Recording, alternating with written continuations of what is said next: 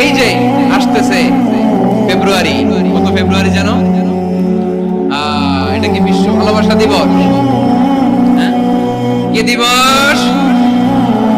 এই বিশ্ব ভালোবাসা দিবসের সাথে মুসলমানদের কোনো সম্পর্ক নাই। আমার প্রিয় ভাইরা, এই যে আপনি অবৈধ সম্পর্কে জড়ালেন, কেন আল্লাহ অশ্লীলতাকে হারাম করেছে দেখেন। বলতেছিলাম যে এটা আপনার নাসাল, আপনার জেনারেশন, আপনার লিনিয়েজ, আপনার বংশকে প্রিজার্ভ করা। কে কার বাবা, কে কার মা, বাবা মা জানা, প্রজন্মকে প্রিজার্ভ করা, এটা ইসলাম ওয়াজিব করে দিয়েছে।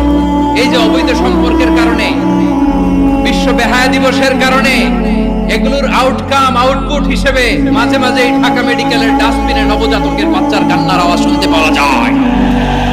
চট্টগ্রাম মেডিকেলের ডাস্টবিনে নবজাতকের কান্না শুনতে পাওয়া যায়। বীর চট্টলার মুসলমানেরা বুঝতে পারলে আওয়াজ করে বলেন, এই যে চট্টগ্রাম মেডিকেলে যে নবজাতকটা পাওয়া গেল, ওর বাবাকে আমাকে বলেন, ওর মাকে, ও কোন ফ্যামিলির সন্তান কেউ জানে? আপনি হিউম্যান ডিগনিটিকে অপমান করেছেন না? আপনি তার ভবিষ্যৎকে অন্ধকার করেছেন না?